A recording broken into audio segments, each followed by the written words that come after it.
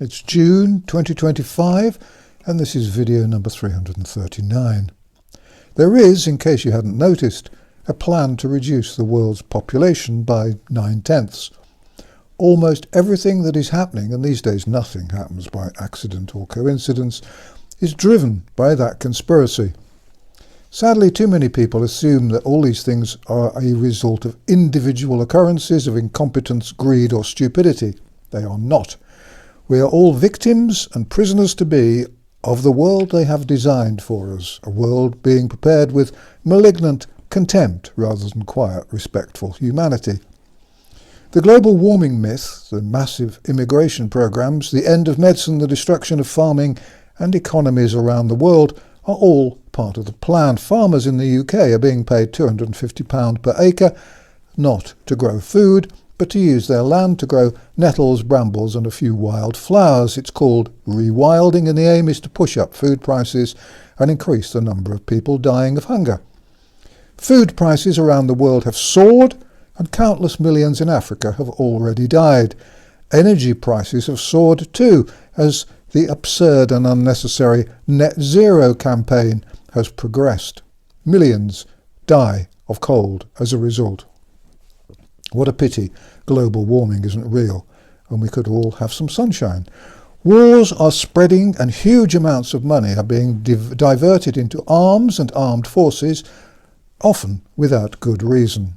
Vaccines are promoted and given in huge numbers without much effort to examine side effects and dangers. Even when dangers are clearly apparent, as with the COVID-19 vaccine, doctors ignore the warnings and continue to jab patients by the thousand.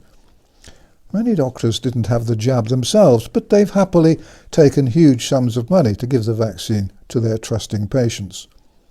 Drug companies are crooked, it's what they do best, but the companies have corrupted governments and they now own the medical establishment.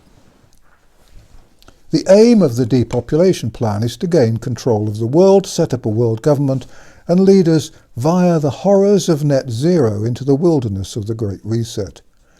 A subsidiary aim is to save money by dramatically cutting the amount of money spent on pensions, benefits, welfare and medical care.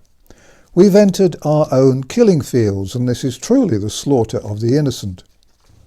It began with the Liverpool Care Pathway, one of the most shameful and inhumane programs ever introduced in medicine. It was simple enough.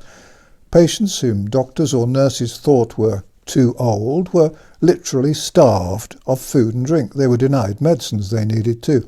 Doctors and nurses who were employed to save patients were doing the opposite. It was legalised murder. The Liverpool Care Pathway was condemned, but it still continues. The problem with it, as far as the establishment was concerned, was that it could only be applied to the elderly and the very ill. And so then came the introduction of Do Not Resuscitate, DNR notices. Death sentences slammed on the medical records of countless millions of patients. When DNR notices were first introduced, the idea was to temper scientific advances with a little genuine kindness and concern for the welfare of patients. Medical science had reached a point whereby patients could be kept alive long after real hope had disappeared.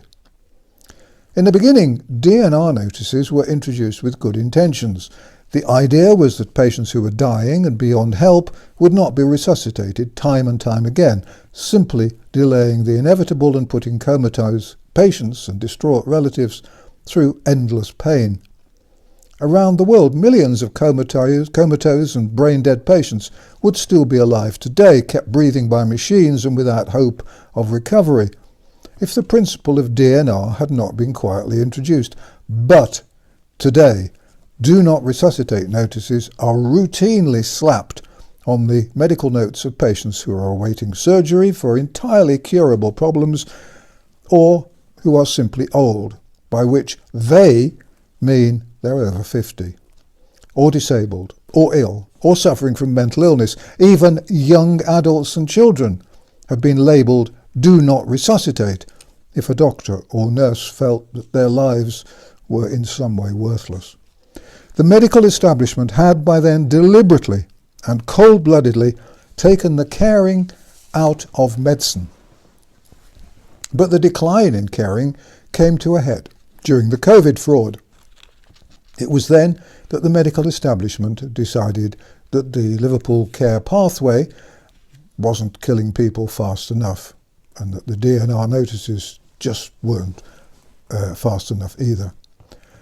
Most people became aware that doctors were deliberately killing their patients during the COVID lockdowns of 2020, when doctors began systematically, deliberately and cold-bloodedly murdering old people in care homes using a kill shot injection consisting of midazolam and morphine. What else do you call it but murder when patients are deliberately killed to save money?